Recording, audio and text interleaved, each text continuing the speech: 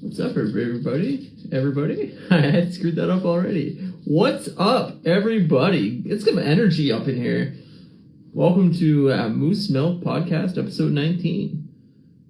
We are officially legal drinking age, podcast-wise, at 19. I think we're at 19. Pretty sure we're at 19. If we're not at 19, then this whole joke's out the window. But anyways, I'm just going to wait for Matt to join at Customs by Matthew, as you all know. Follow him. Today we're going to be talking movies. See? Matt joined. Don't know if you guys can see. I mean, nobody's in here, so it doesn't really matter.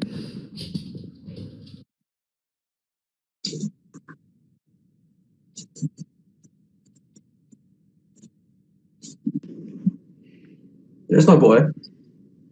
What's up, son? You know, fucking living it.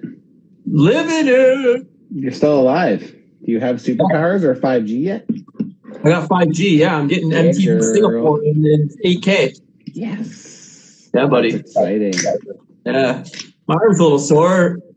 That's all I got. I got like sore arm for two days, and that was it. Like I got really tired for about, I don't know, like an hour or two. I took a nap, but that's why I didn't stream tonight. I was originally going to stream tonight, but I was so exhausted that I just couldn't do it. So I'm going to stream tomorrow instead. But nice. Yeah, that's first vaccine out. Fuck yeah! Hell yeah! Did you get a second date right off? Like when you left? Like when you got it? Did they? No. Okay. They said 16 weeks, but when I was talking to the nurse, she's like, I think probably sooner. Yeah. She's like, from what we're hearing, it'll be relatively soon, but nice. I don't know. I mean, who the fuck knows? Yeah. But I'm glad I got the first shot out of the way. I mean, it's first step back to being a normal human. Somewhat normal. Yeah, I agree with you on that. That's the thing I definitely miss. Is just fucking being able to go and do something. No, hell yeah, man.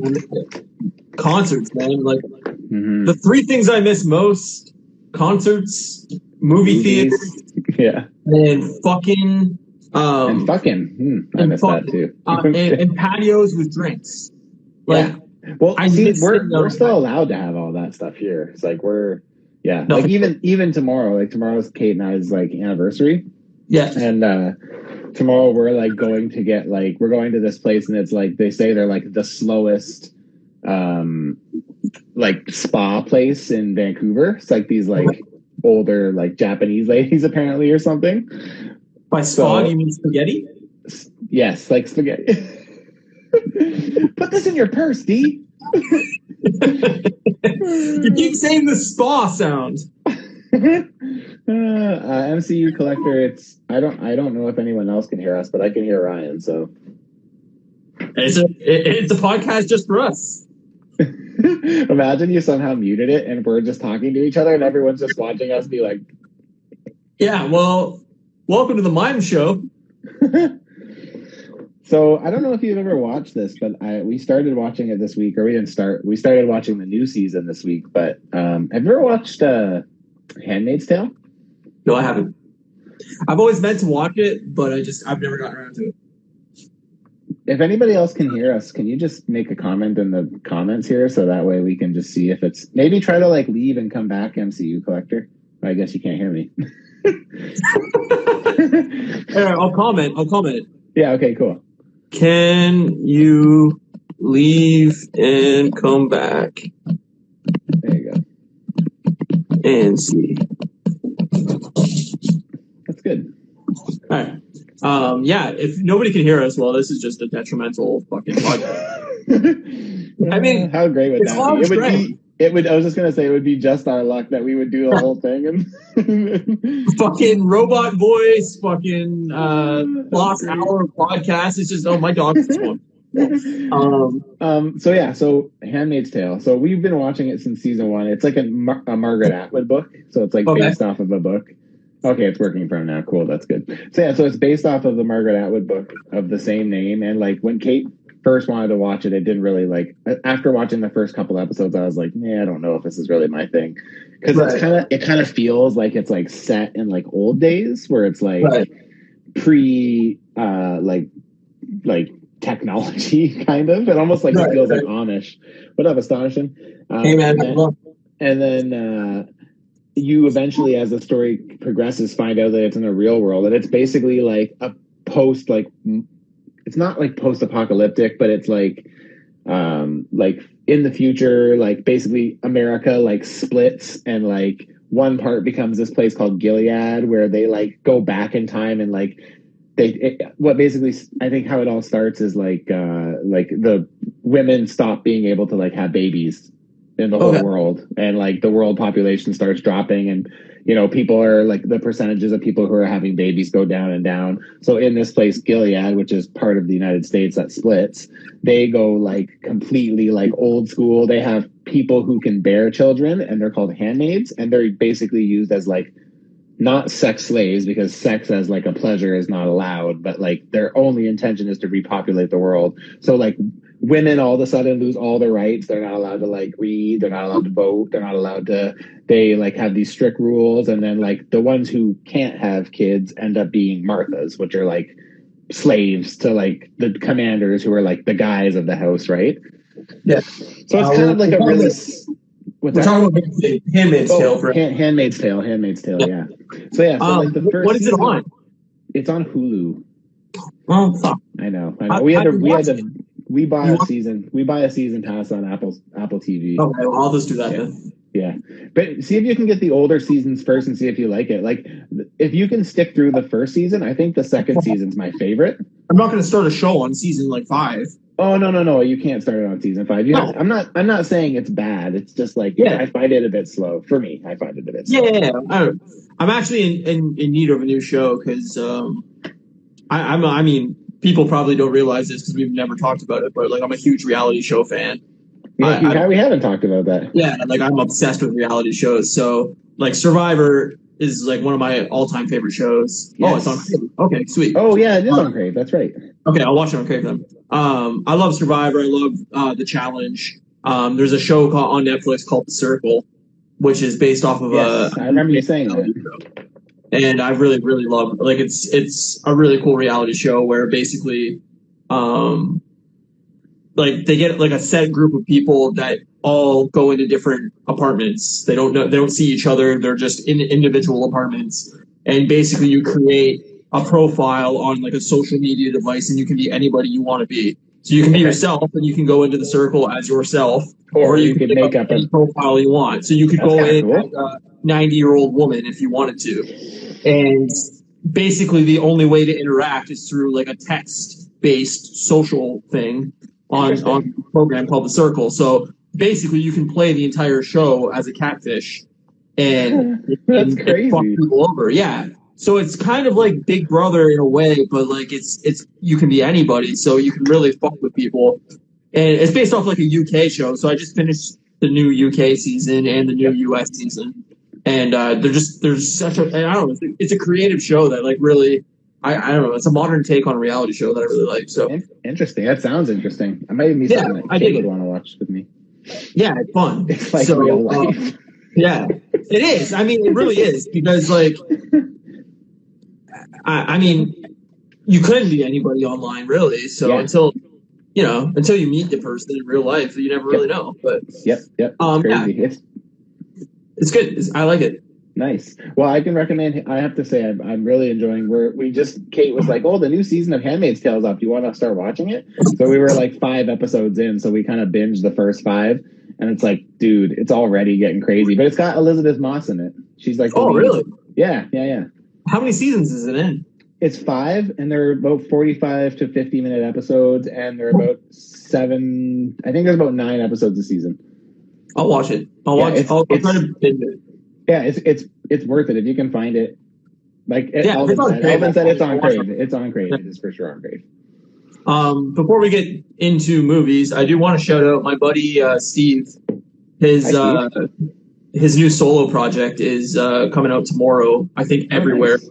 His first single, his band or his project. I don't know if he's actually in a full band. I think he's doing most of the music and everything. But yeah, it's called the 222. And if you go to Instagram, you can follow the 222 music. Nice. What kind of music the is it? single comes out at 2:22 p.m. tomorrow. So That's sweet. I like that. yeah. So I just want to give them a shout out, and if anybody's interested, I haven't heard the single yet, so like I can't speak to what it sounds like or any of the style or anything like that. But then again, Ken, he's like, yeah, 222 motherfuckers. Yeah. Well, he wants to play, and of course, because it's time to podcast. So now he's he just slept for the last hour, so of course, Of course he did. Of course he did. But yeah, anyway, so I want to shout out my buddy Steve, and if you're interested, follow at 222 Music at the 222 Music on Instagram, and search it out on Spotify. I assume it's on Apple Music, all that jazz. But yeah, nice. I'll have to check that out myself. Yeah, for the single. Another thing I was going to bring up quickly that I meant to bring up last week and I forgot to was I started watching Bad Batch last week too. Oh yeah, how'd you like it? I liked the first episode came out on May the 4th, and it was like kind of like almost like a mini movie. It was like 90 minutes. Basically gets you. Yeah, and it basically gets you caught up to like if you haven't watched Clone Wars, like it kind of gets you to the point where you need to be, which is good because I actually haven't gotten all the way through Clone Wars. I'm only about halfway. Okay. So it basically kicks off right after Order 66, and then like kind of goes from there. But it's about like a advanced, like a genetically modified group of clones that are like one's a sniper, one's a techie guy, one's like a bruiser, and then one's kind of like a leader, kind of natural leader kind of thing, right?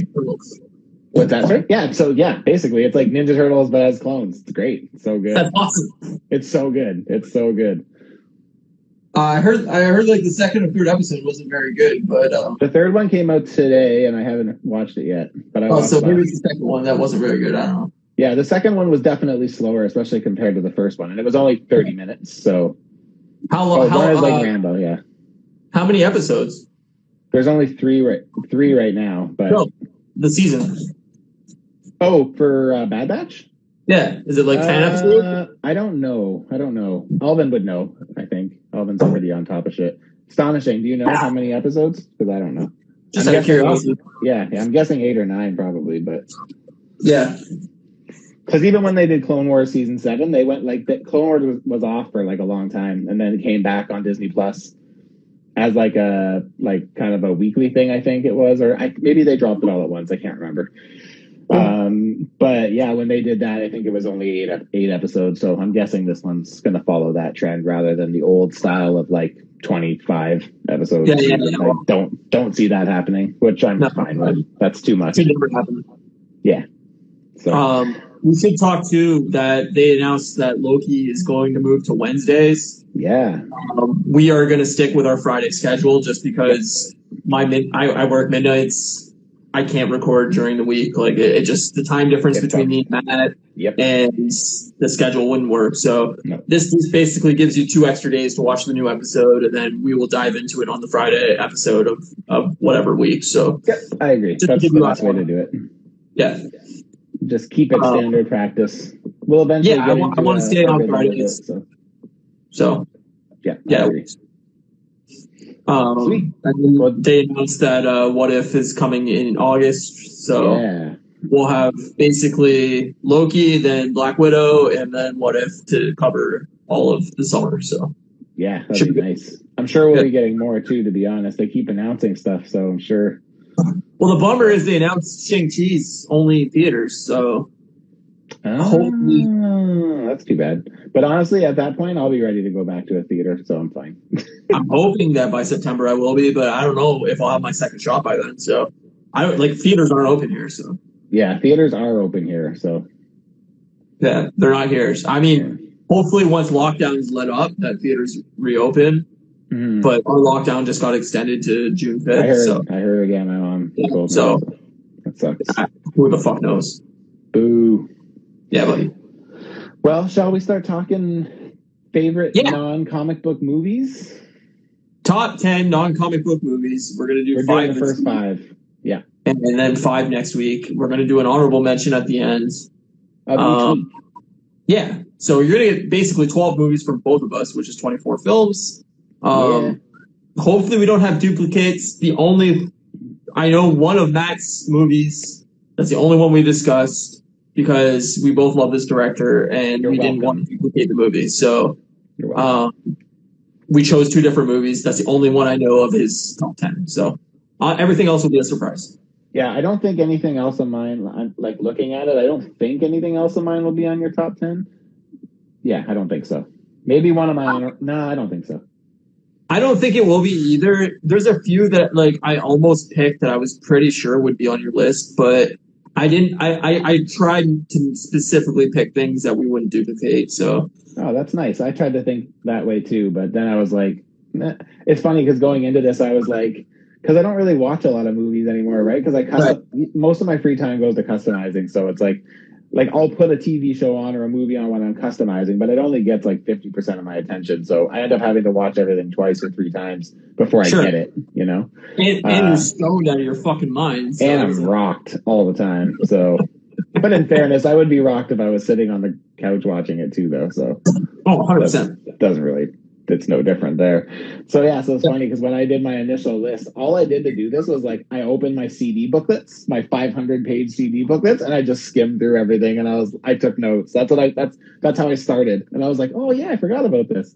But I thought I was gonna have a hard time, like even just coming up with 10, and I ended up coming up with like 30, and I'm like, oh Jesus Christ, okay, I guess I have to start cutting. Yeah, I mean, for anybody that don't know, I have a room of like 7 bookshelves. That's like, imagine if all of these were DVDs. That would be Ryan's house, except that it wouldn't fit. I have about shelves. 1,200 to 1,300 movies, probably. So that's wild, man. That's wild. I am that guy that tries to watch pretty much everything that comes out. I mean, obviously, there's things I miss, and you can't watch everything. But and then there's Venom too. Oh, fuck, that movie looks like shit. When I watched that trailer, I was actually really excited because Andy Serkis is directing it. Yeah. Andy Serkis is the guy that motion capped Gollum and a lot of the apes in Planet of the Apes, the 3 most recent films. Yeah. I really like his acting. I think he's like phenomenal with how he does like motion capture and CGI and everything like that. So I was actually really, really excited to see what he was going to do with Venom, and that trailer looks like absolute dog shit. Looks pretty abysmal. It's like we talked about this offline, but it's just like it's like they took all the shit that I hated about Venom 1 and like made it like its own thing, and it's like, oh my god, I can't even, like, it's cringy. Like as I'm watching it, all I could think about was having to read how everybody loved it so yeah. Oh, Jesus Christ. The exact word that came to my mind after that trailer was, holy shit, was that cringy. And like, it's just the dialogue, the acting, everything about it. I'm just like, wow, that looks like that movie is going to flop fucking hard. Yeah, it looks like it's going to flop magnificently. But the thing is like, it may not flop because Venom's a pretty loved character and he has a good following, and honestly, like, my issue isn't with like how Venom looks. To me, Venom is like looks amazing. Oh yeah. Like when he's on screen, like even in Venom 1, I said if we would have not had to wait 40 minutes to see Venom the first time, that movie might have been savable. Maybe. I do want to say, like, it's a trailer. Sometimes trailers flop. Yeah. And sometimes the director of the movie has no say in what the trailer is. The studio goes, this is how we're going to promote the film, and this is what we're going to do, and the trailer comes out garbage. So I'm not going to say 100% this movie's going to come out as garbage. It could be awesome. I'm going to give it the benefit of the doubt and hope that it comes out great. I want every movie to be great. I love film. I want every movie to come out and be fucking awesome.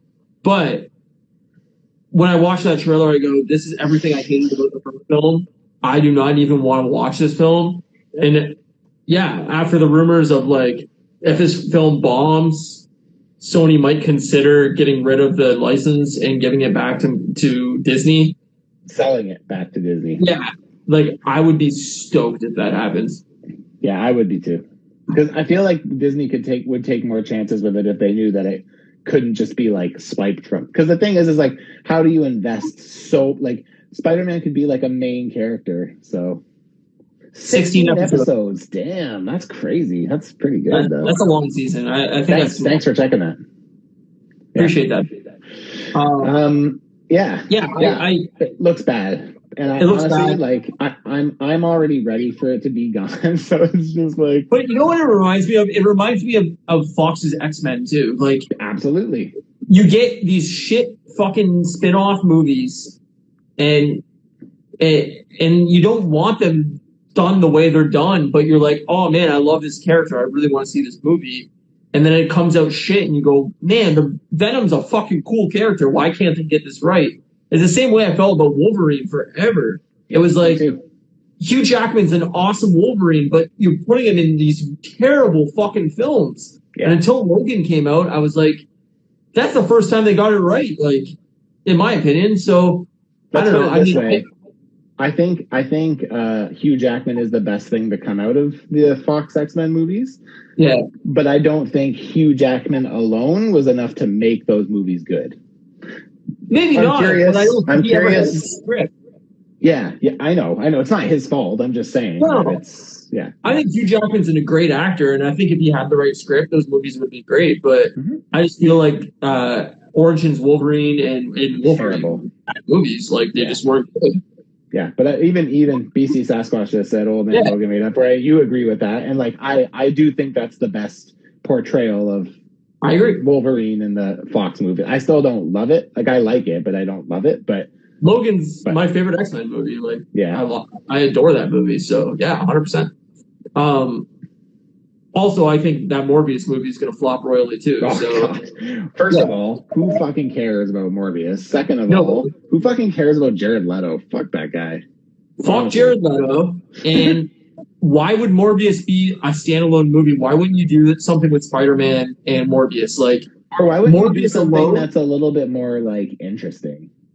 Yeah, well, that too. But, like, Morbius alone means nothing. Like, if Spider-Man was fighting a villain of Morbius, it could be something interesting, but just Morbius alone. The only way they could save that is if they had Blade come back into the picture there, which maybe they do. But I mean, it would be weird for Disney to give that to Sony as a win, because I feel like they could bank off of Morbius bombing. And to be honest with you, like, why would they want to associate with that? It's not like they need Morbius. Like, you know what I mean?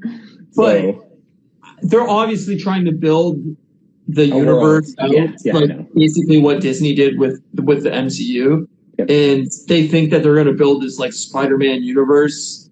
And I just think that they're doing it the wrong way. Like, I would love a great Sinister Six Spider-Man film and really build that up. But I think that's basically what Spider-Man 3 is going to end up being.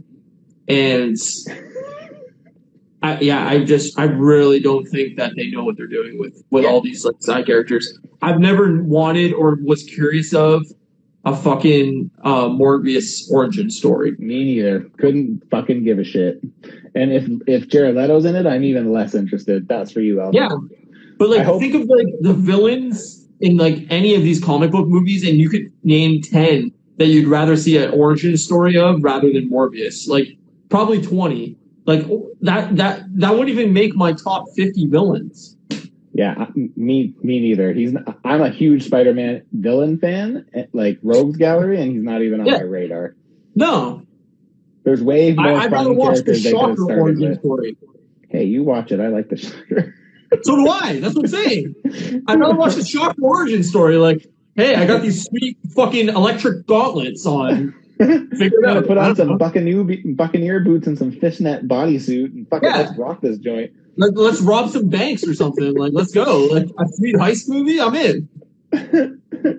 Morbius movie will be a hit in Romania. Number one movie in Romania. In Romania, number one. Number one. Okay, let's fucking get into this. Okay, so I have to start by saying that even though Ryan just said that he is a pretty big cinephile, I am not. So I am not one who is, like, super, like, yesterday he was like, yeah, I'm just trying to, like, put the directors and stuff, and I'm just like, I don't fucking care about any of that stuff.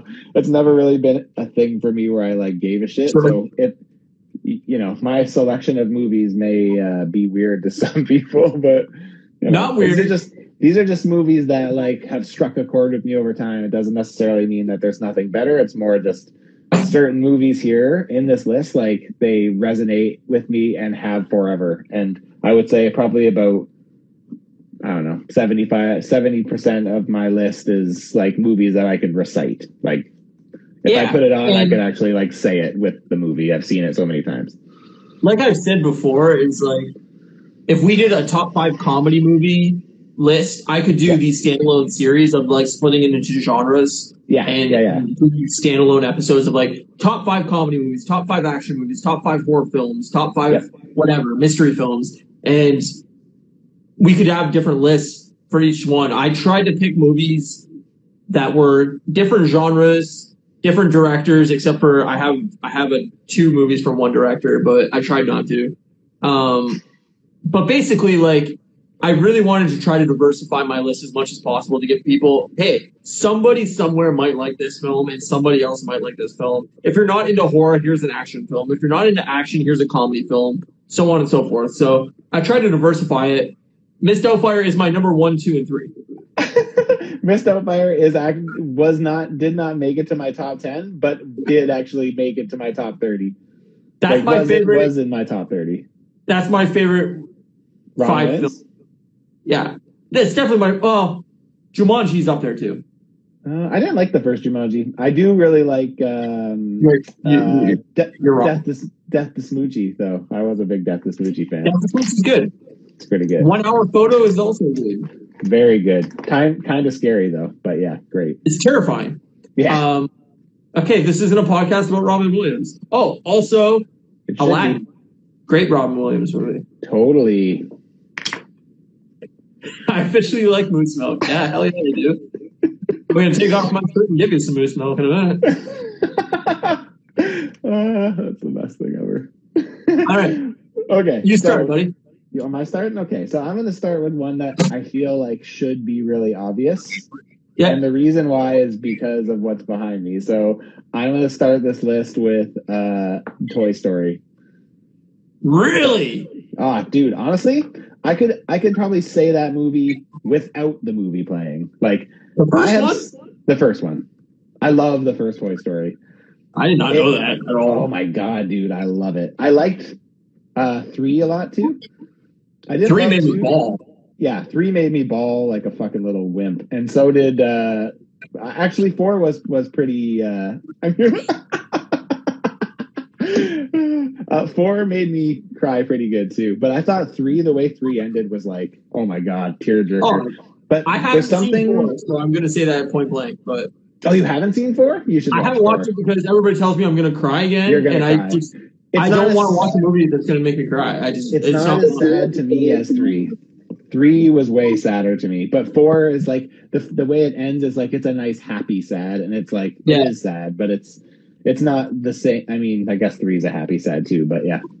So I'm going to say, like, obviously I'm known for not liking animated stuff, but I do enjoy Toy Story 1. Like, Toy Story 1 was really like a wowing moment for me, and like what an animated film could be. And have you watched it in the last 5 years? No, definitely. You should just put it on for like 20 minutes. You'll laugh at how bad the animation is. It's so bad. Oh, really? Oh, yeah. Oh, wow! I didn't know that. It still looks good, but it's still like it's so dicey from what you see now. Really? Oh yeah, you should watch. It's funny. I mean, I guess it is like 96, 7 or 7, yeah, something like that. I mean, I guess it is really old, but like in my mind, it looked amazing. So like, I just have that like place in my mind where it's like, oh yeah, that movie looked amazing. But I just remember when it came out, and like there was nothing that looked like that. Like that was the best looking animated film I've ever seen. Yeah. Like I remember when he rolled up to is it Pizza Planet or something like that? Yeah.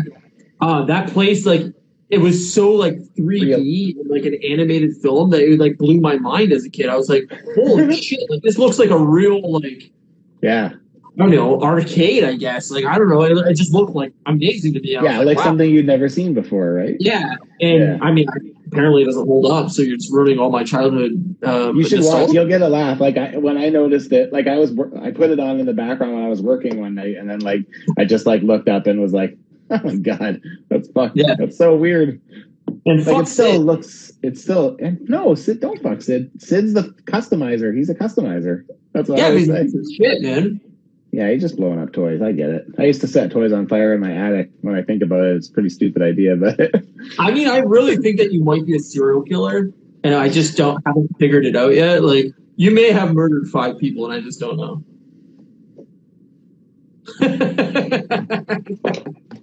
I'll tell you.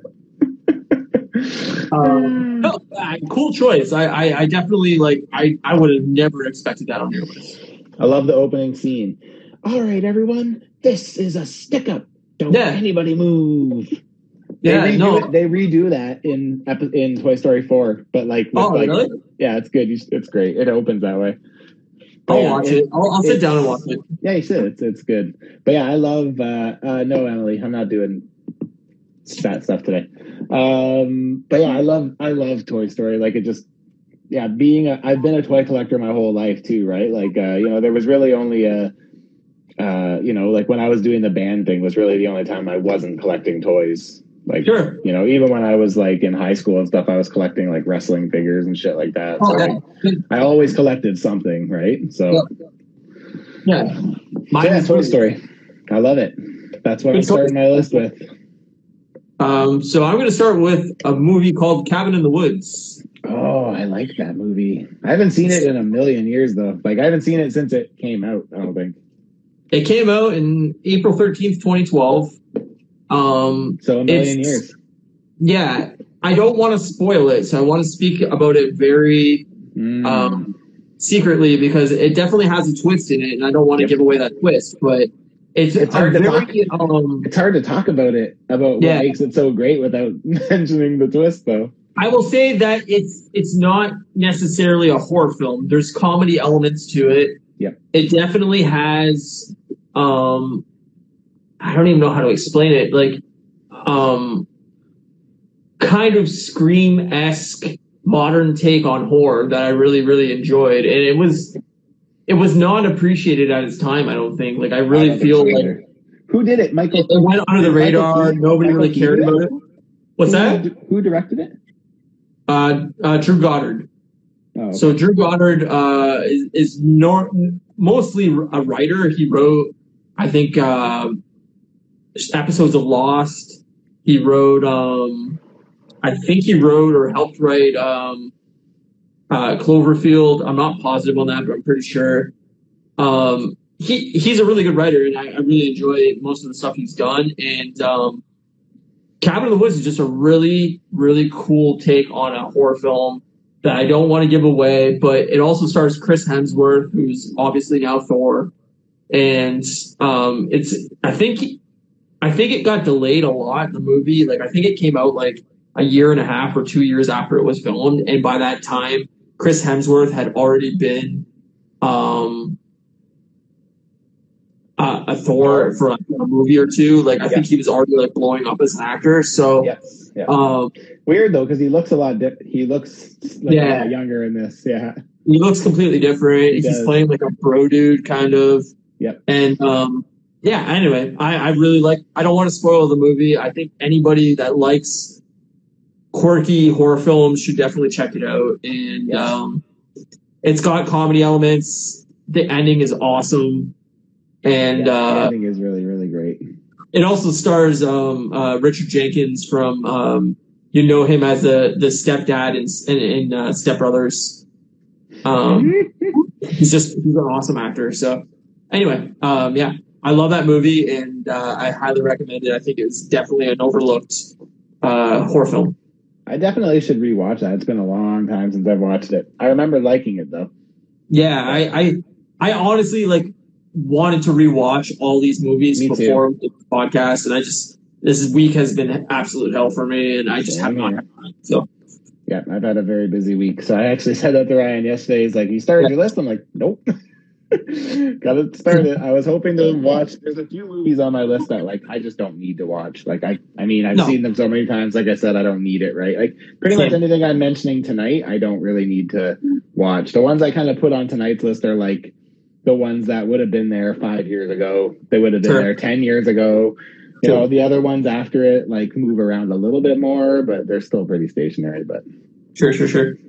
So my second one is I don't know if again, I don't know if we've talked about this one. I'd be surprised if we didn't. But so my next pick is Empire Records. You ever seen Empire I've Records? actually only seen it once.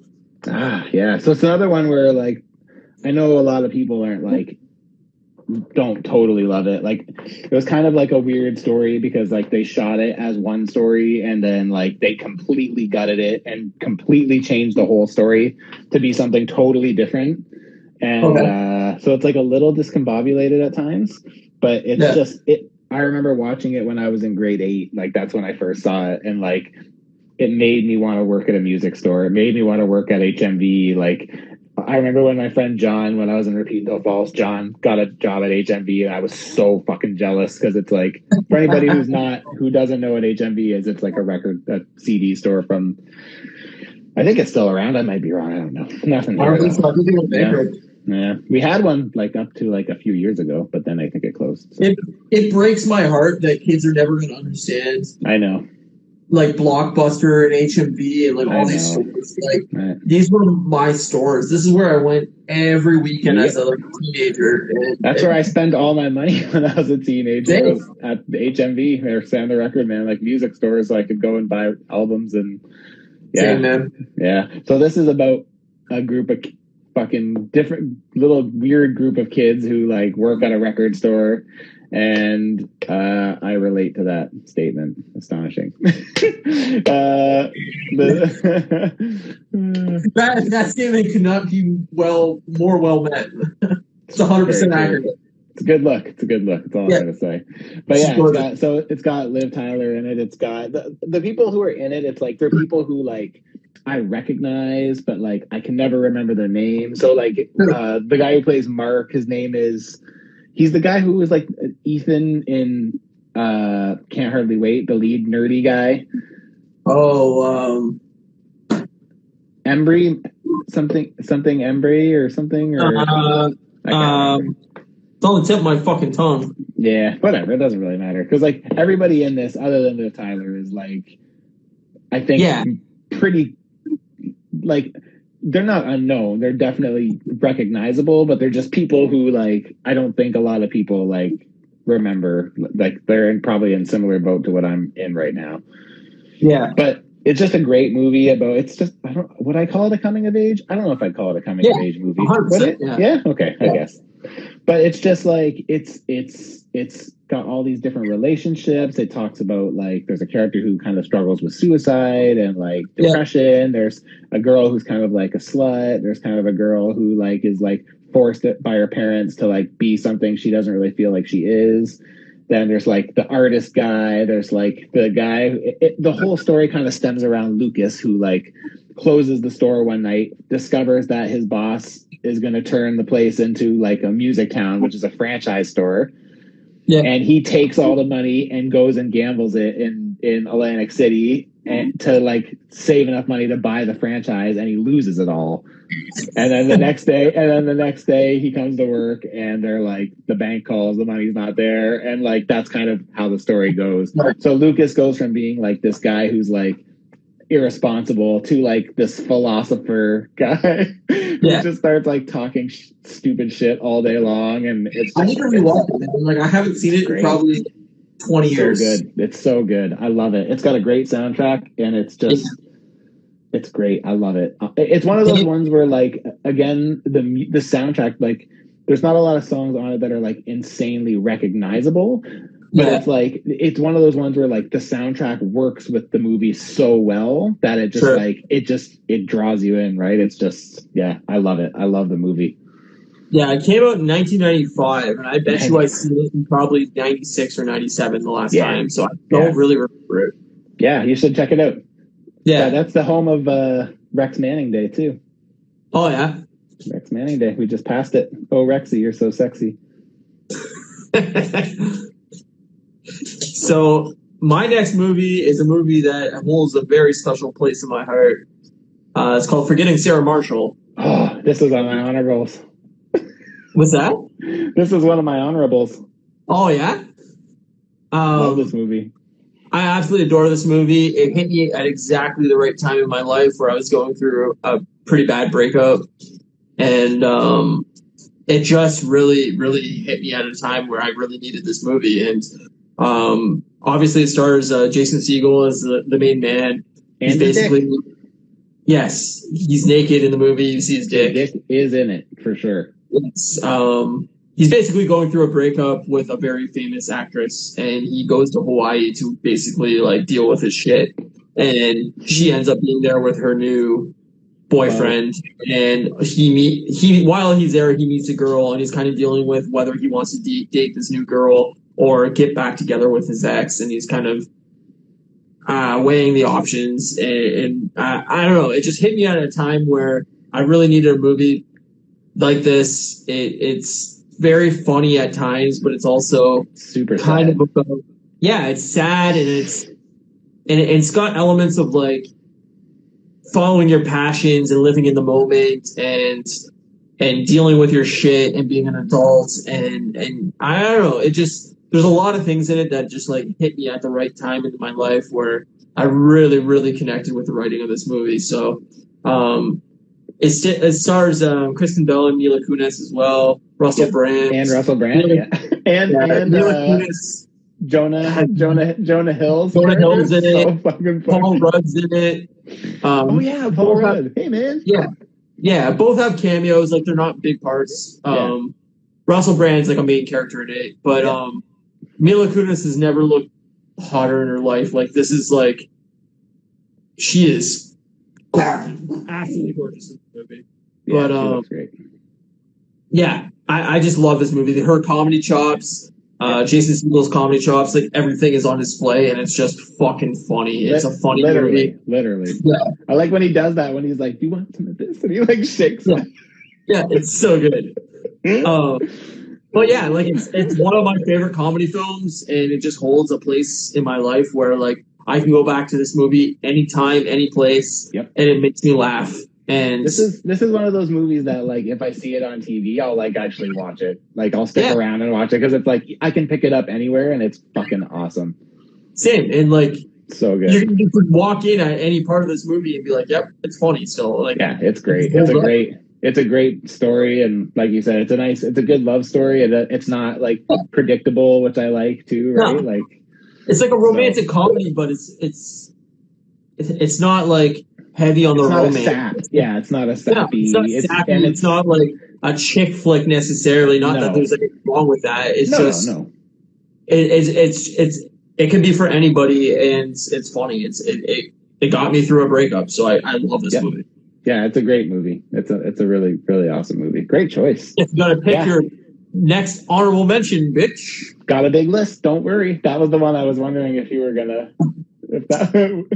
Hell yes. Hell yeah.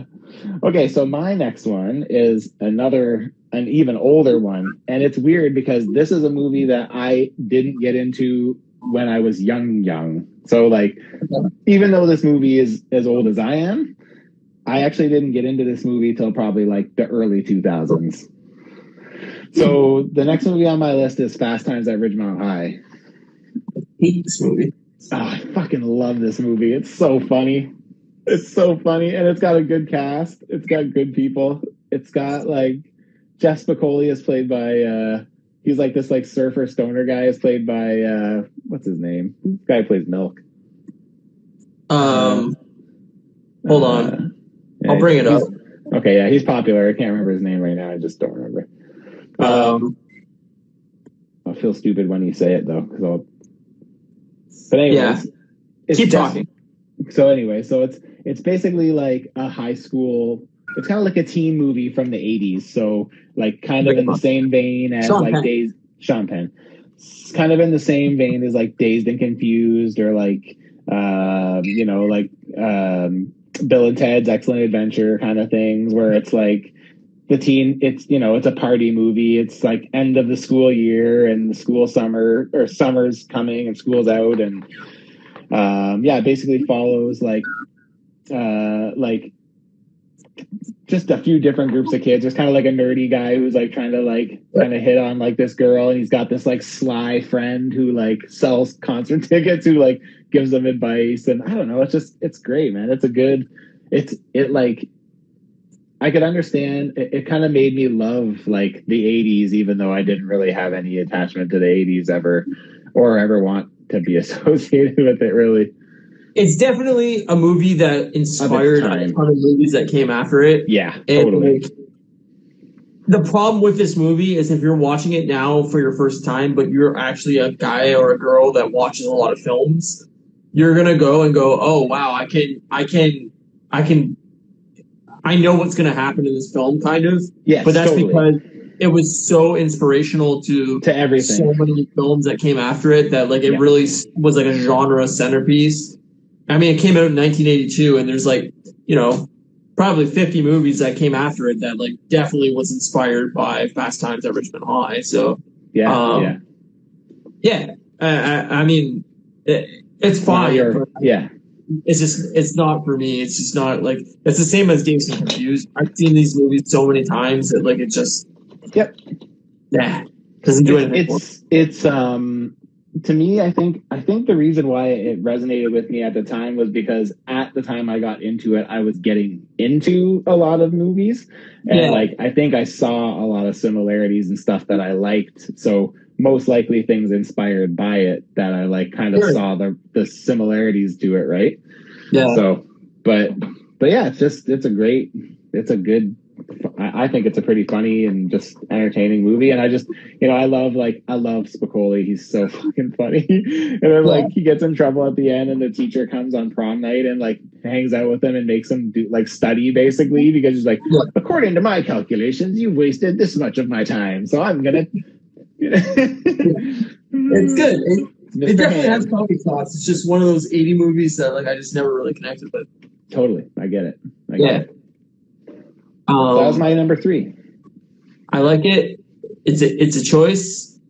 I'm not gonna say it's a good choice. It's a choice. You should have done that in a Trump accent, because that would have been. I'm not gonna say it's a great choice. I can't do it. I wouldn't have said it, but yeah, well, you're better at it than I am. I'm not good at it though. My next film is Cloverfield, and I mentioned it earlier. I had to give it away, but I absolutely adore Cloverfield.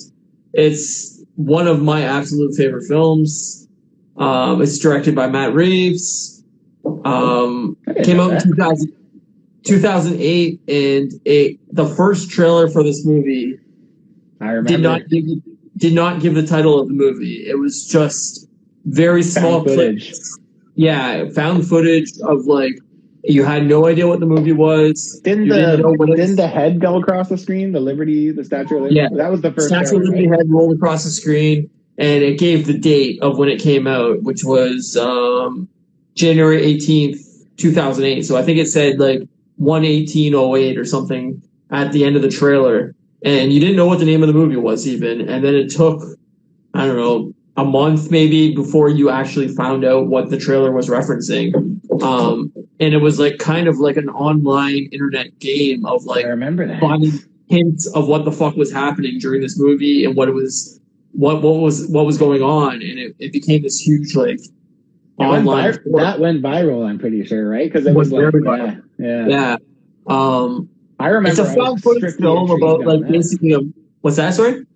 Sorry, I was just saying that like I remember that like that it piqued my interest for that alone. I was like, I just wanted to know what it was. Yeah, exactly. That's where it piqued my interest. But then when I seen the film, it's just a really cool take on a monster film, and you can basically compare it to like something like Godzilla or something like that. But it's a found footage film, so it's from the people on the streets as a Godzilla is wrecking the city. And think of like Blair Witch or something like that, or Paranormal Activity, where it's that found footage style. But it's very much from the point of, hey, I'm in New York City and a monster is attacking the city, and what would you do? And basically it's a guy trying to find his girlfriend or the girl he likes in the wreckage of the city, basically, and avoiding the monsters, avoiding the world. And it's not long. It's, I think, maybe 90 minutes, but it's one of the coolest films. I still watch it probably every year. There is sequels to it. 10 Cloverfield Lane is like a really, really, really good movie. different. It but has it's good. really almost nothing to do with Cloverfield, Nope. but it's really cool. Like, it's a really good movie. I don't know why they called it a Cloverfield sequel. And then they made a third one that was direct to Netflix, and I think it's called I don't even remember, the Cloverfield Bells or Cloverfield something. I don't know. I never watched it. Cloverfield Paradox, I'm pretty sure is what it's called. Wasn't it like the lead up to the original one or right after or something? No? I don't remember. It's bad. It's not good. They should have never released it with a Cloverfield name, but apparently they are finally making a Cloverfield direct sequel right now in secret. That's the rumor, at least online, is they're finally making a direct sequel. So I'm stoked for it. I fucking love this movie. I recommend anybody that has not seen this out, that likes like sci-fi, monster movies type thing. If you enjoy the most recent even just found footage, even just like found footage movies, honestly, I think it's a different take on that. That's like kind of like Chronicle, right? Like I really like Chronicle too. And like Chronicles, same idea, right? It's like kind of lost footage superhero movie. Yeah, like Blair Witch was on my list in probably my top 15 movies, and I cut it. But I love Blair Witch. I think it's one of the most creative, cool films. Yep. And it's my friend puked when we went and saw it. Yeah. And yeah, anyways, Blair Witch is awesome, and I'm always going to be, it's going to be called Cauliflower Field. Cauliflower Field. Sequel? Let's hope. For the vegan. But yeah, anyway, I love Cloverfield, and you should definitely check it out if you haven't seen it, because it's a cool take, and it's an original film. Yeah, I will say, if no one has any idea what we're talking about, you should YouTube the first Cloverfield trailer. 100%. Because like honestly, that's all we got. That's all we got. Go into it without reading anything about it other than what I've said in the trailer, because I think any film, if you can go into it without a trailer, is so much better. Yeah. Like, not knowing the twists, not knowing what the trailer leaks. There's so many trailers that give away so much footage of the film. Yeah. And it's too much, and it ruins the movie. So, I agree. I definitely like, if you can go into it blind, go turn on the movie and watch it. It's a fun, I think it's like 95 minutes. It's not like overly long. Yeah. Yeah, it's a quick, pretty breezy watch, that's for sure. Yeah. So, yeah. Nice, that's a good pick. I haven't seen that one in a little bit. I think I saw it a couple years ago, but yeah. So my next one is the one that Ryan and I were talking about earlier, where this is the only one that Ryan knows on my list. So my next camera shakes almost made me throw up. Yeah, I have a friend who did. Okay, so my next choice from the list is Quentin Tarantino flick. I'm a big Tarantino fan as well. Ryan and I both are.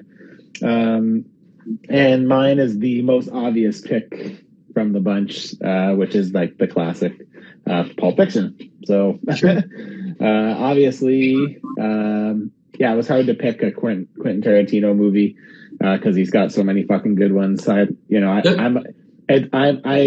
kind of favor some of the ones that I saw first more than the more recent ones, and it's not because I think they're better necessarily.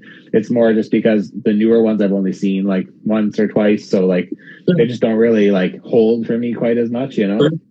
But like, you know, I was really like, I love this movie, but I also like, I really love Reservoir Dogs, right? That's actually the first Tarantino movie I ever saw was Reservoir Dogs. Interesting. Yeah, I know. Because like, I hate Reservoir Dogs. Do you? Yeah, I feel like it is. I feel like Reservoir Dogs might be the best example of like Tarantino's style. It may not be like the best executed, but I feel like it. I shouldn't say hate, as in like I don't like the movie. As in hate, I think it's the second worst or third worst Tarantino movie. Right. He has two different styles. He has set piece movies where they're basically just in one location and dialogue heavy, and then he has actual films that take place in several different locations and are typical normal movies, which are more of his newer style. I don't like his one set piece movies like Hateful Eight and fuck, I can't remember what it's called right now. The car movie. Oh, yeah, I don't know. I don't remember. No, you're not talking about the last one, right? No. Fuck. Hold on, it's coming to me. Oh man. Anyway, I don't like. I find his dialogue heavy movies very boring, and I know I'm in the minority on that. I like his dialogue. I think he's a great writer. Don't get me wrong, but I also think they're very boring and long movies, and especially Hateful Eight, which is like almost 3 hours long. I really found it a very, very boring film. Yeah, I didn't actually I wasn't too into Hateful Eight, but fuck, what's it called? I can't even find it. But Pulp Fiction, anyways, the nice thing about the thing that's cool about Pulp Fiction, I think, is it takes an element from Reservoir Dogs that I really liked, which was the multiple stories tying into one kind of thing, and he just kind of expands on it, and it still did have a lot of those really dialogue heavy, it was more intermixed into a whole story, but it did still have a lot of heavy dialogue, right? And Astonishing said that movie made Samuel L. Jackson, and couldn't agree more, right? He's his whole play through that entire thing, from being this mobster to being this guy who was saved because someone fired a load of round of gun or bullets at him and missed him or whatever, right? And it's it's so well done. The story's great, and it's just it gets crazier and crazier as it goes too, right? How Bruce Willis's kind of thing ends with Ving Rhames there or whatever. It's dude, that's fuck, right? And the movie I was talking about was Death Proof. Death Proof is my least favorite film. But no, I think Pulp Fiction is easily one of the best films ever made. I think basically anybody that has not seen this film, this is the first film that you need to watch as a new film lover. If somebody came to me and was what are the 5 best films ever made? This would be in my top 5. And the only reason it's not in my top 10 is because I knew Matt was putting it in his and I chose a different movie. Otherwise, this movie would also be in my top 10. It is a class of directing, a class of writing, a class of acting. Yeah. There's nothing that you could pick apart in this movie where you're oh, that sucks. Sam Jackson's amazing. John Travolta's amazing. Uma Thurman's amazing. Tarantino himself is awesome in the movie. So good. There's nobody in the film that you're ugh, they did a terrible job in this film. From minute to minute, you're enthralled with this film, and I think it's one of the best movies ever made. Period. I don't think you can argue that. Yep, I agree. It's awesome. If you can handle a little or a lot of blood and some swears, then it's great. I don't think you can call yourself a movie lover if you have not seen all of Tarantino's films. And like I said, I don't think all of them are great. I think he has misses within his catalog, but I also think he's one of the most creative, best directors in Hollywood. Mm-hmm. And I adore him, and I think this is his best film, but I'm going to pick a different film just for argument's sake. But yes. Yeah, I agree with you though. This is a fantastic movie. So it's my favorite Tarantino movie, and I feel like it's the best example of what makes him great. I feel like it's a perfect mix of both of those styles that you said, right? Where it's kind of set piece and dialogue heavy to story. Very dialogue heavy at times. Yeah. But it changes set pieces. Yeah, it has a story. Yeah.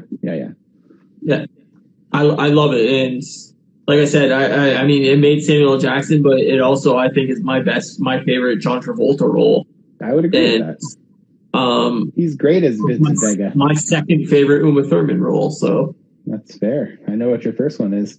I also have to say that it was fun because Kate my wife had never seen it, right? So her boss, there was a while, like maybe 2 years ago probably, where like her boss gave her like a list of stuff that like he thought that she should like kind of see to like, he's like, look, if you're gonna call yourself a movie fan, like you need to see these movies. He gave her a big list and this was on it, so we got to watch it and it was pretty cool to see her get into it. Like I could tell she was into it, right?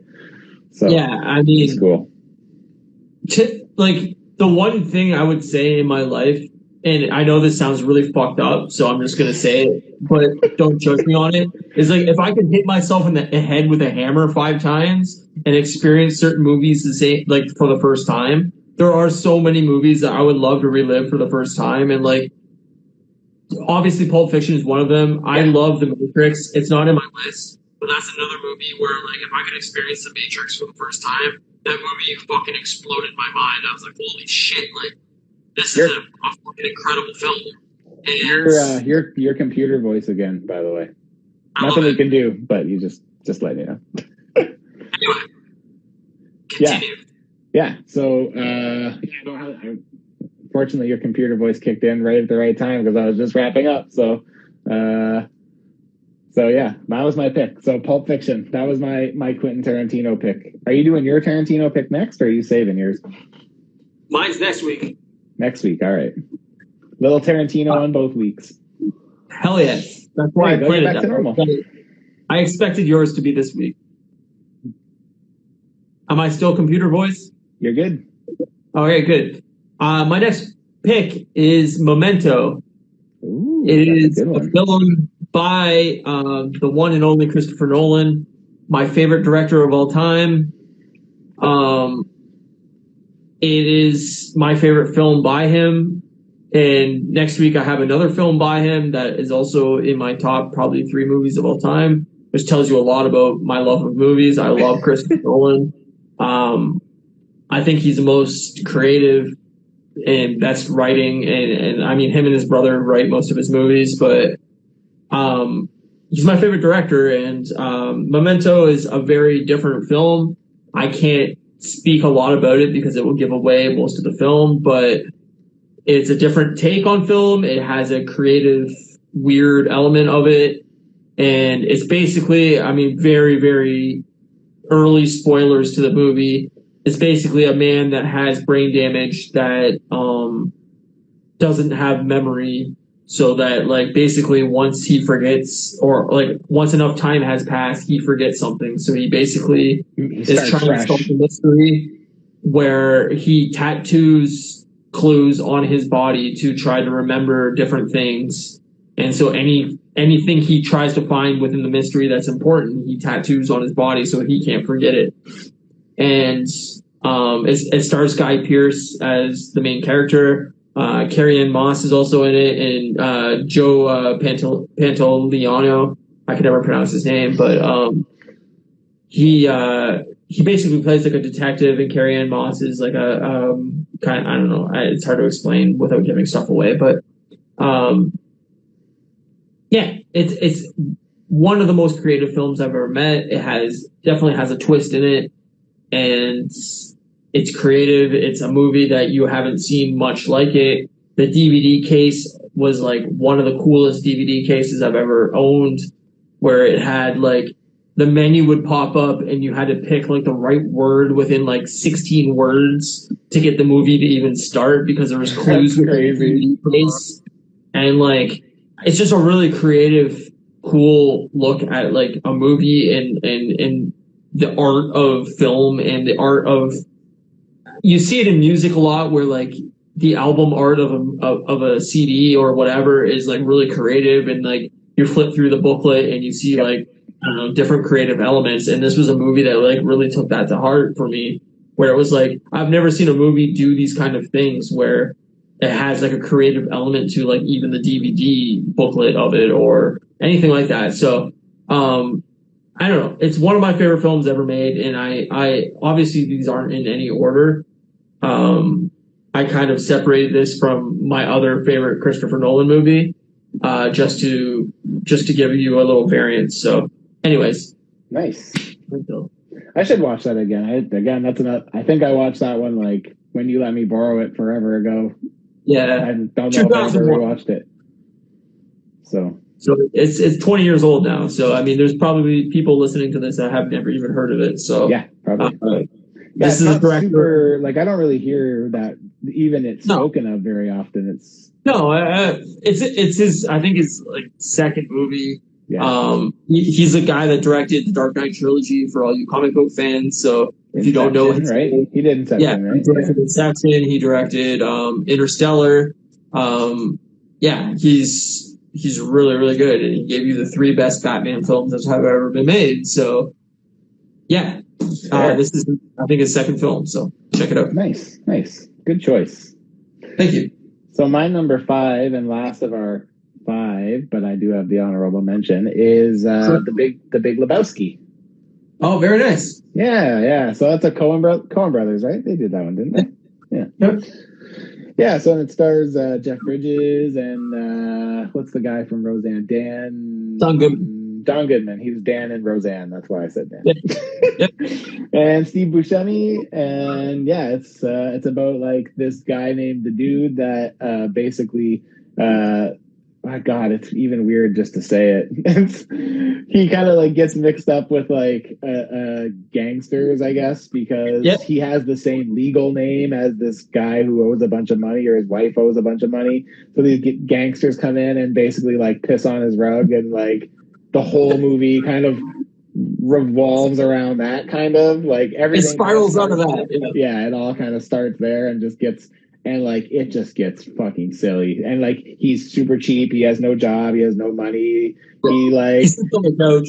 Yeah, he just does nothing but plays bowling. He bowls with his 2 friends, and like his one buddy Donnie, who's Steve Buscemi, is like always inquisitive. He's always asking questions and always getting told to shut the fuck up by shut the fuck up, Donnie.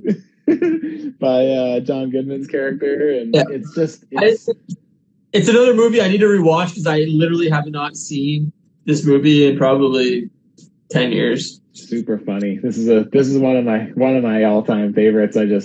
Everything about it is just great, right? All the characters they're so fucking wild. 98, yeah, that's crazy, man. That's crazy. Yeah, so I probably haven't seen this movie in 15 years, like easily, but it's a very funny film. This is another one that like Kate never watched, and like I got to watch with her because her boss suggested that she should watch it. And like, yeah, we had a great time with it, right? We just even like the interactions between Donnie and like anybody. Like he's such a crazy character. He's like, "This is what you get when you fuck a stranger in the ass." Yeah. He's like smashing a car. Is this what you want?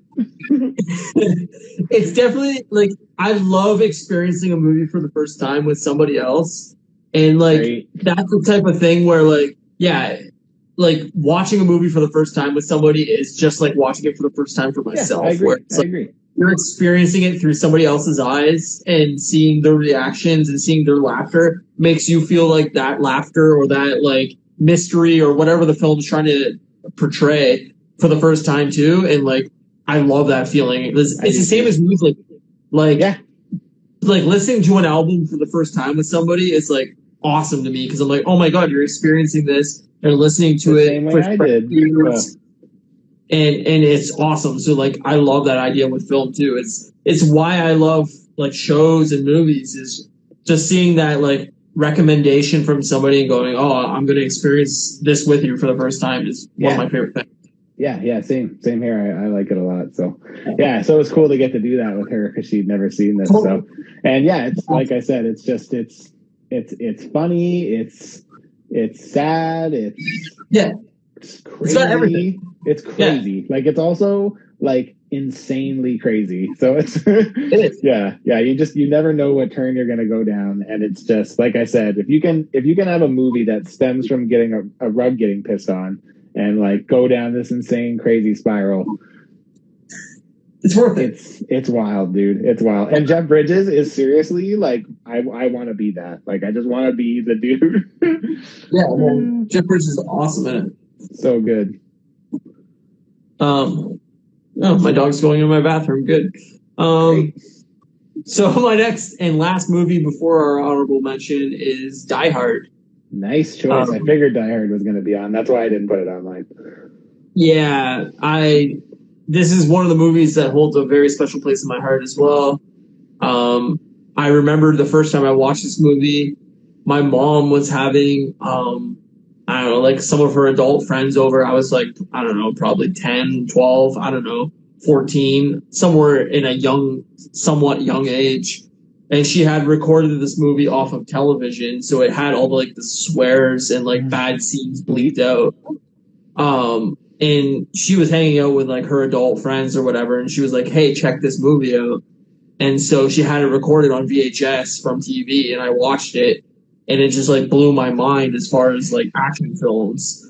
And she came in at some point and was like, oh, how did you like it? And I was like, that movie was amazing. And she was like, here's the second one. And my mind just went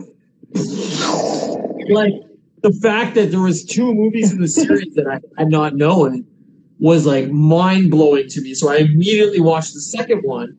And I remember my friend at the time, this kid named James that went to my grade school, I was at his house and I was like, have you heard about this film called Die Hard? And he's like, obviously, yeah, Die Hard, everybody knows Die Hard. Die Hard's awesome. And I was like, yeah, I just watched the first 2 films. They're awesome. And he's like, what, you haven't watched the third one? And I was like, there's a third one? Oh my God. It just fucking again. So we went immediately and rented the film from Blockbuster or whatever the fuck we went to. And I think the first one is the best film of the series. Obviously, it's an action film that stars Bruce Willis. You'd also know Alan Rickman, who was Professor Snape in the Harry Potter films, who has now passed away, but also starring Reginald Val Johnson, who was Carl Winslow in Family Matters. So great, so awesome. It's an action film. It's a heist movie. What's that? It's a Christmas film, technically. Christmas film, 100%. I watch it Holy every shit, year. Dorkside Toys is here. Oh, very nice. That's where I buy all the action figures from. Hell yeah, buddy. Sweet. Yeah, I love fucking Die Hard. I think the first one's the best one. I think the sequels get progressively worse. Yeah. The fifth one is borderline unwatchable. The fifth one is terrible. I don't even remember them. I just remember that they're bad. That's all I remember. I would say the second and third one are most watchable. The fourth one isn't a Die Hard film. It's basically what Fast and the Furious became after 7 films, where Bruce Willis is all of a sudden a superhero and can avoid everything, and it makes no sense. The fifth one's awful. It's borderline unwatchable. They're apparently working on a 6th one. Wow. Bruce Willis is 75 years old. I don't know why you'd ever want to make a 6th film. Yeah, but and doesn't he have crazy rules about recording? Just he won't do photos or anything anymore. Or I mean, I don't know all the details, and I can't really speak to it. But there's a great Kevin Smith, I don't know, stand up or whatever you want to call it, interview, where Kevin Smith talks about working with Bruce Willis on Pop Out, and basically, I mean, the main gist of the story was Bruce Willis is a complete asshole on set. Yeah, and, I've heard that too. He works on Bruce Willis time, which I guess is or his handlers or whatever call the BW time, where he shows up on set when Bruce Willis feels like showing up on set. And they all have to stop everything and shoot him or whatever. I've heard that. Yeah, he's very, very notorious for being hard to work with. Total diva, wants everything catered around him, so on and so forth. I don't know all the details. I don't want to speak ill on the man. Yeah, of course. Yeah. But from what I've heard, he's not a great actor to work with. But this is my favorite Bruce Willis movie. I think it's a mandatory film for anybody that loves film to watch, because it spiraled out so many modern action films. So, yippee-ki-yay, motherfuckers. Exactly. 1988, and John McTiernan directed it. It's a phenomenal film. And if you're going to start anywhere, start with Die Hard. And then if you really, really like Die Hard, watch the second and third one. I would quit after that. But yeah, I agree.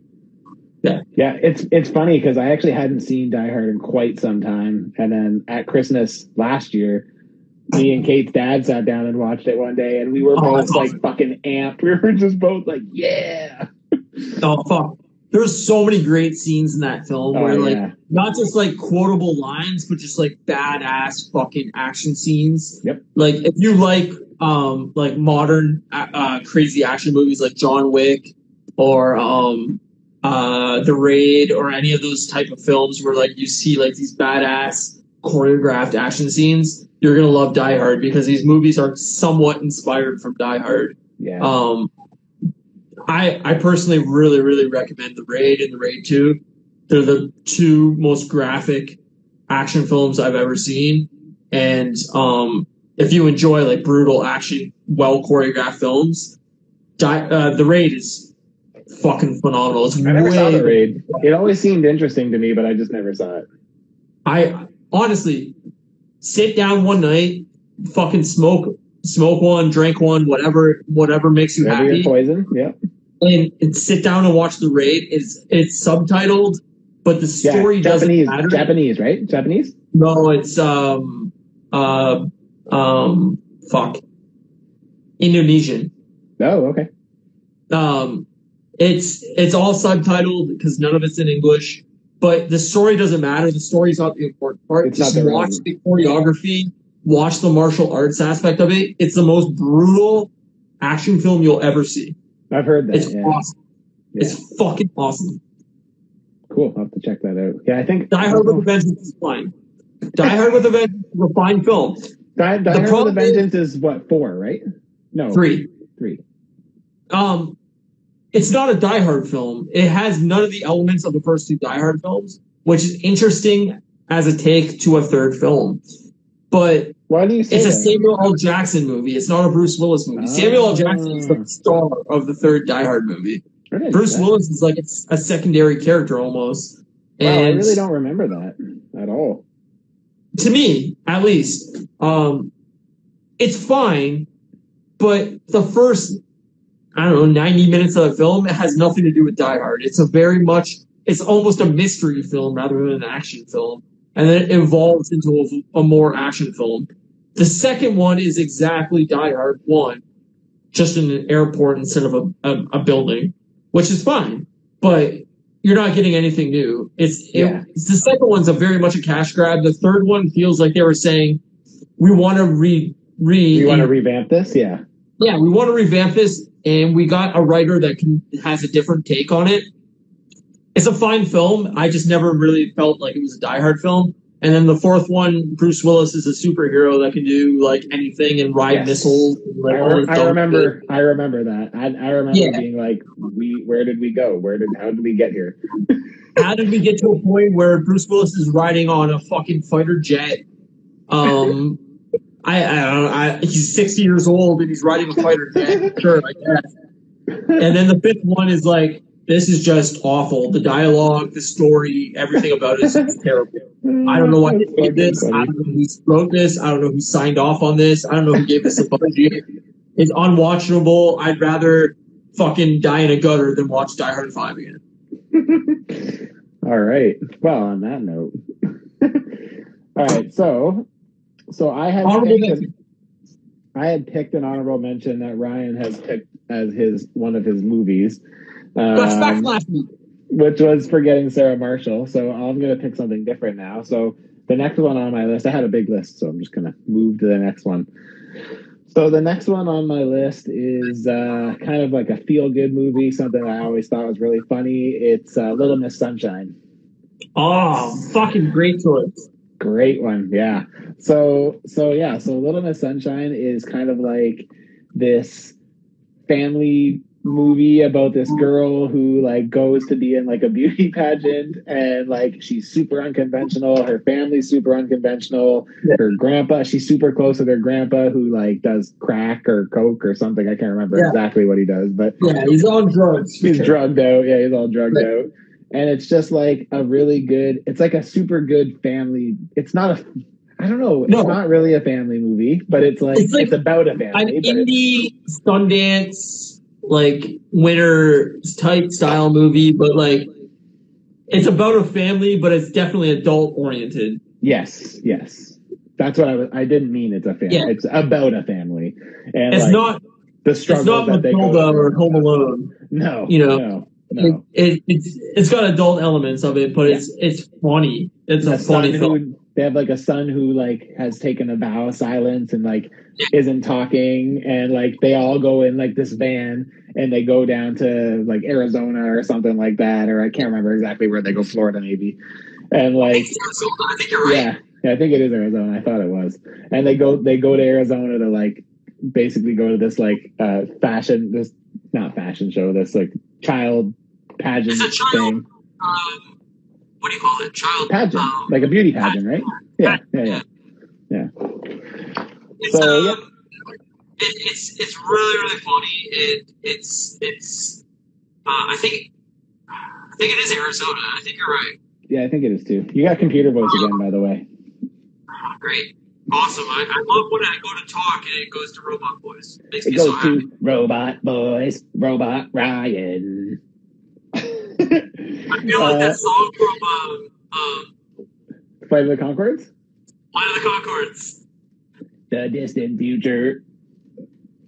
The year 2000. We are no robots. The Robo Baby. There's only one more dance. The Robo movie and the Robot. Two kinds of dances. But yeah, if you haven't seen Little Miss Sunshine, it is a great movie, and I love it. Honestly, like I don't remember the name of the woman who plays the mom, but she's just fucking awesome. The grandpa is fucking amazing.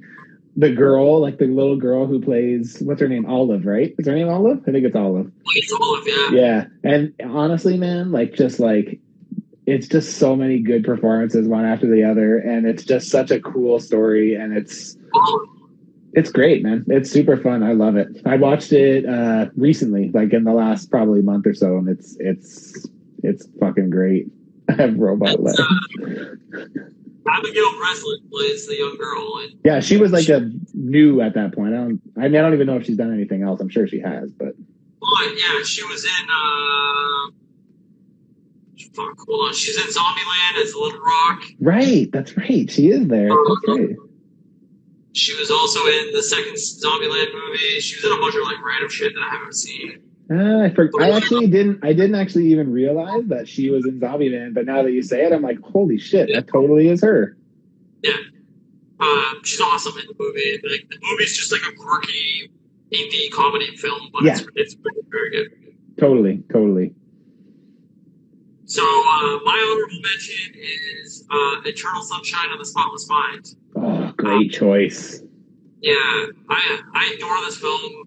It stars Jim Carrey and Kate Winslet.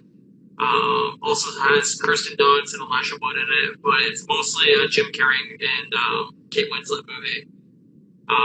Basically about dealing with a breakup. It's basically Jim Carrey's character wants to have the ability to remove his breakup from his mind. It's kind of like a science fiction film, but it's also a romantic comedy.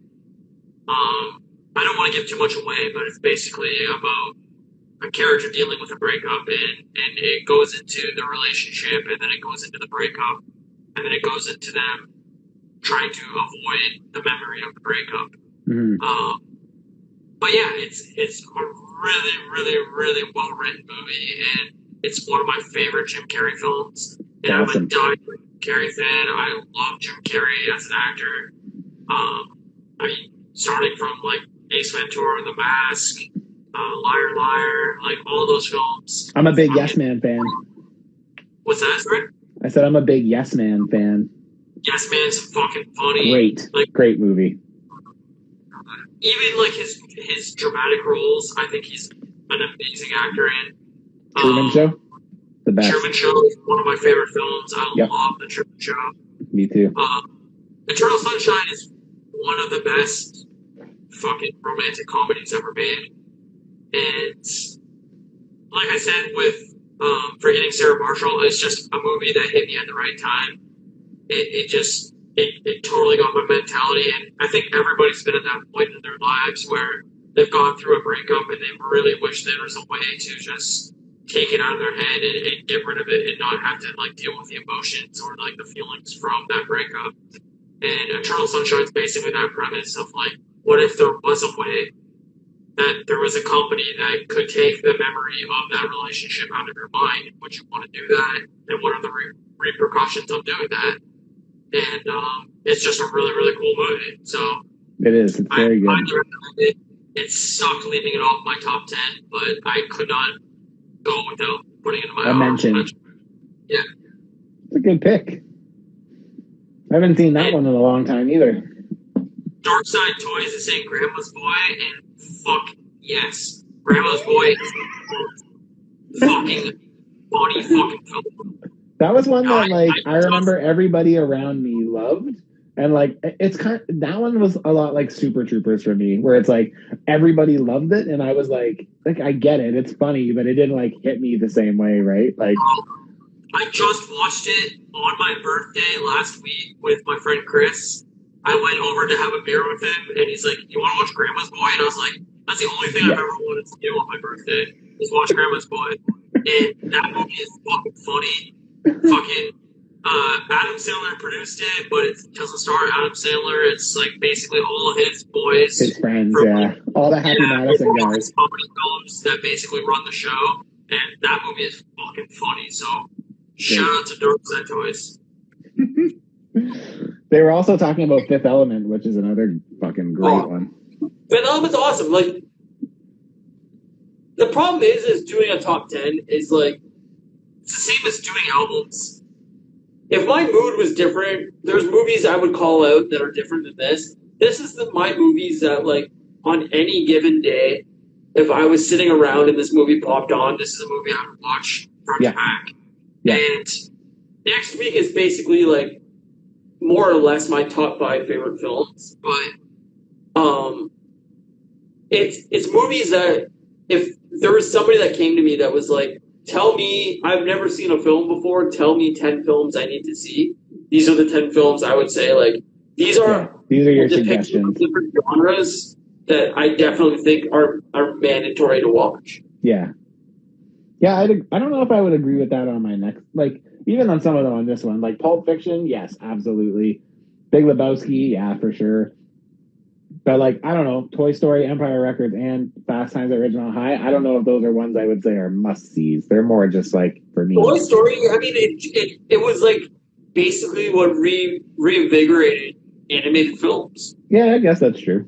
Like, it was, like, ushered in a new era of animated films, yeah. Like, I guess if you think, like, primetime Walt Disney films, they were, like, I don't know, I think the mid-30s to, like, maybe the 60s or 70s, was like prime time, like you're talking Snow White, Cinderella, like all those films. And then the early 90s, they kind of hit like with like Pocahontas and I think Lion King. Little Mermaid, yeah. I think that was like 92, 94, 95, something like that. But if you want to go like what was like the next stage of Disney films, it was Toy Story. Yep. That was like a film that came out that was like, this is the new age of animation where you've never seen anything that looks this good. Yep.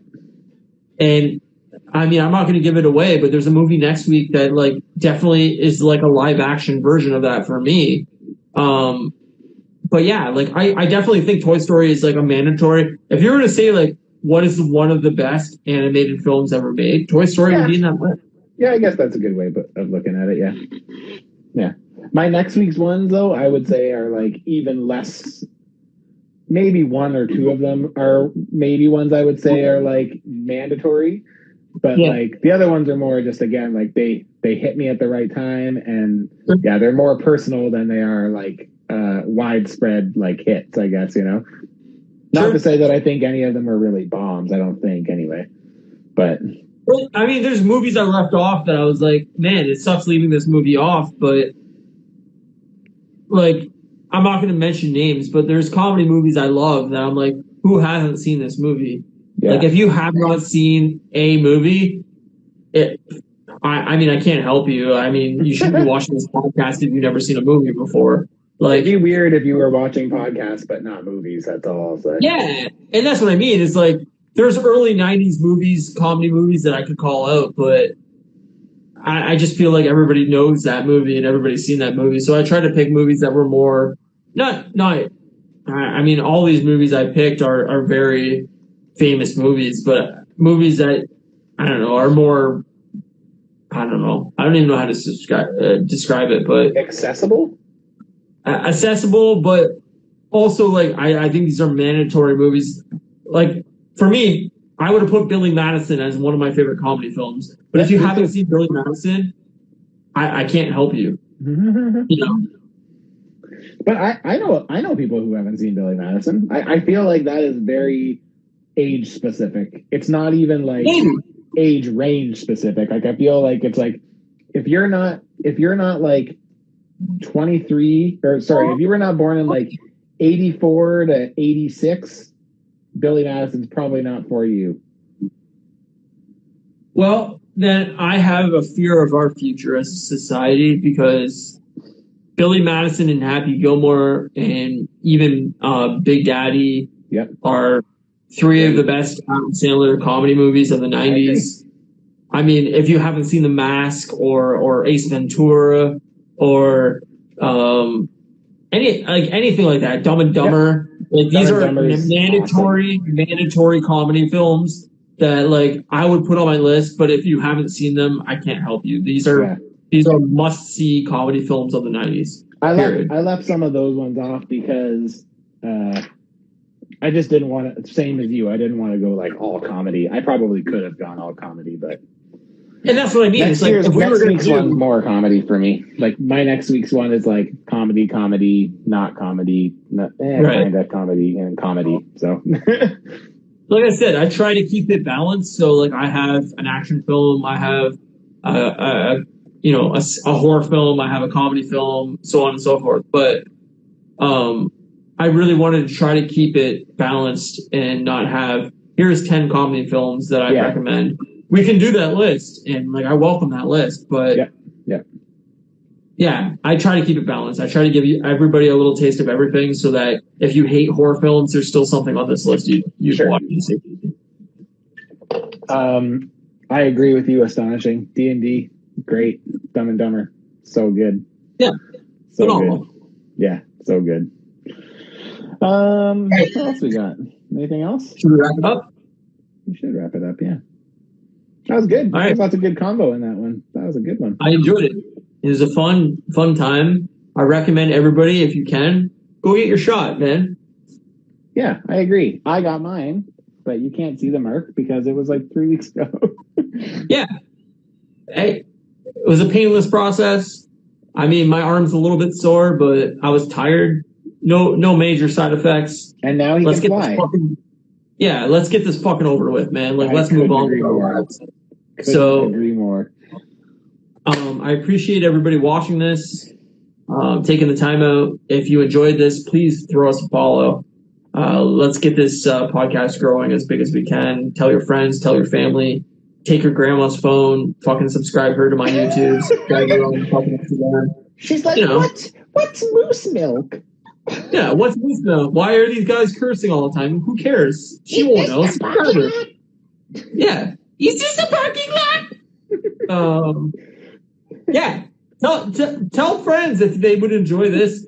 Hey, check us out, man, because there's nothing more fun than showing somebody something new. So I agree. If you think somebody would enjoy this, tell them to check it out. But thank you. Follow at Customs by Matthew. Follow Moose Milk Media. Come to our YouTube channel, leave comments, so on and so forth. And next week we'll follow up with 5 more films, another honorable mention. And Grandma knows Moose Milk back in the day. Wink, wink. Thank you for that. That's the way to end the podcast right there. That's it. There it is. That's the end. Thanks, buddy.